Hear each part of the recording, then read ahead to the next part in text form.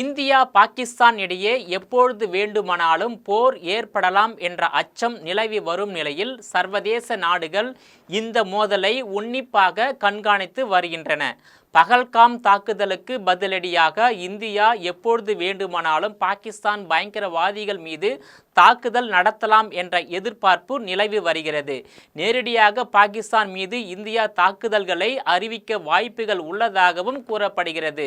நேரடியாக பாகிஸ்தான் உள்ளே புகுந்து ஹபீஸ் சயீத்தின் லஷ்கர்-இ-தொய்பாவின் எல்இடி என்ற பினாமி அமைப்பான ரெசிஸ்டன்ஸ் ஃப்ரண்ட் மீது சர்ஜிக்கல் ஸ்ட்ரைக்கை நடத்தலாம் எனவும், பாகிஸ்தான் இந்தியா எல்லையில் உள்ள தீவிரவாத அமைப்புகள் மீது இந்திய எல்லையை தாண்டாமல் வான்வெளி தாக்குதல்களை விமானம் மூலம் நடத்த வாய்ப்புகள் உள்ளதாகவும் கூறப்படுகிறது. சில நாட்கள் திட்டமிட்டு அதன் பின் இதற்கு காரணமான தீவிரவாதிகளை மட்டும் என்கவுண்டர் செய்யலாம் அல்லது தீவிரவாதிகளுக்கு எதிராக போர் அறிவித்து ஒட்டுமொத்தமாக ஜம்மு காஷ்மீர் எல்லையில் தொடர் தாக்குதல்களை நடத்தி மொத்தமாக முகாம்களை அழிக்கலாம் என்ற முடிவில் உள்ளது. கடற்படையை பாகிஸ்தான் அருகே கொண்டு சென்று அங்கிருந்து தாக்குதல்களை மேற்கொள்ள முடியும். அதேபோல் ஏவுகணை தாக்குதல், விமான தாக்குதல்களை நடத்த முடியும் என்றும் கூறப்படுகிறது. இந்தியா பாகிஸ்தானுக்கும் தங்கள் கருத்து வேறுபாடுகளை அரசியல் மற்றும் ராஜதந்திர வழிமுறைகள் மூலம் இருதரப்பு ரீதியாக தீர்த்து கொள்ள வேண்டும். போர் மூலம் பிரச்சனைகளுக்கு தீர்வு காண வேண்டும் என்று நினைக்கக்கூடாது என்று ரஷ்ய வெளியுறவுத்துறை அமைச்சர் செர்ஜி லாவ்ரோவ் வலியுறுத்தியுள்ளார்.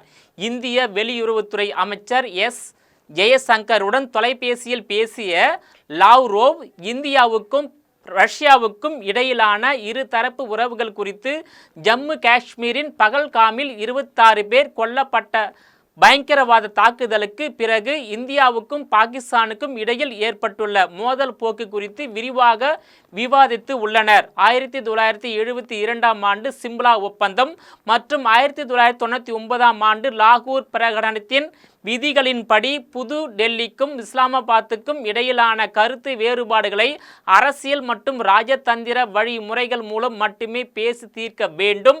இருதரப்பு பேச்சுவார்த்தை மூலம் மட்டுமே பிரச்சனைகளை சரி செய்ய வேண்டும். இரண்டு நாடுகளும் மோதல்கள் ஏற்படக்கூடாது. பிராந்திய அமைதியை நிலைநாட்ட இவர்கள் பேச்சுவார்த்தையில் ஈடுபட வேண்டும்.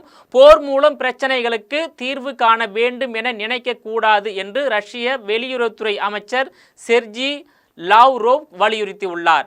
இந்தியா மீது தாக்குதல் நடத்திய தீவிரவாதிகளை கண்டுபிடிப்பதற்கும் காஷ்மீர் பிராந்தியத்தில் தீவிரவாதத்தை ஒடுக்குவதற்கும் தேவையான உதவிகளை செய்ய போவதாக அமெரிக்கா, இஸ்ரேல் உறுதி அளித்து உள்ளது. அமெரிக்கா, இஸ்ரேல், ஸ்பெயின் ஆகிய நாடுகளின் தூதர்கள் இந்திய வெளியுறவுத்துறை அமைச்சகத்தின் சவுத் பிளாக் அலுவலகத்திற்கு வந்தனர். இவர்கள் இந்திய வெளியுறவுத்துறை அதிகாரிகளுடன் ஆலோசனைகளில் ஈடுபட்டனர். இஸ்ரேலிய தூதர் ரூவேன் அசார் பகல்காம் பயங்கரவாத தாக்குதலை பற்றி பேசுகையில், இது மிக முக்கியமான தருணம், ஐஸ் உடைந்தது போன்ற முக்கியமான தருணமாகும். பயங்கரவாதத்துக்கு எதிரான நடவடிக்கைகளை குறித்து விவாதங்கள் நடைபெற்றது. பல முக்கியமான விவகாரங்கள் குறித்து விரிவாக ஆலோசனை செய்யப்பட்டது. இங்கு நடந்த பயங்கரவாத தாக்குதல்களுக்கு இரங்கல் தெரிவிக்கிறோம். நாங்கள் இந்தியாவுடன் நிற்கிறோம். இது மிக முக்கியமான தருணம். நிச்சயமாக பயங்கரவாதத்திற்கு எதிரான போராட்டம் மற்றும் ஒத்துழைப்பை மேம்படுத்துவது ஆகிய இரண்டிலும் முக்கிய விவரங்களை நாங்கள் விவாதித்தோம்.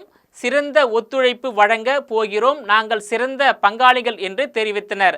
அமெரிக்க வெளியுறவுத்துறை அதிகாரிகள், இங்கே தீவிரவாதத்தை ஒழிக்க தேவையான நடவடிக்கைகளை எடுப்போம், இந்தியாவுடன் நிற்போம். இந்தியா மீது தாக்குதல் நடத்திய தீவிரவாதிகளை கண்டுபிடிப்பதற்கும் காஷ்மீர் பிராந்தியத்தில் தீவிரவாதத்தை ஒடுக்குவதற்கு தேவையான உதவிகளை செய்ய தயாராக இருக்கிறோம். இந்தியாவுடன் நாங்கள் நிற்கிறோம் என்று அமெரிக்கா தெரிவித்துள்ளது. இதனிடையே டெல்லியில் விமானப்படை தளபதி அமர்பிரீத் சிங் பிரதமர் மோடியை சந்தித்து விரிவாக விவாதித்துள்ளார். இந்த சந்திப்பின் போது பாகிஸ்தானுக்கு பதிலடி கொடுப்பது தொடர்பாக விமானப்படை தலைமை தளபதி உடன் பிரதமர் மோடி முக்கிய ஆலோசனை நடத்தி இருக்கலாம் என கூறப்படுகிறது.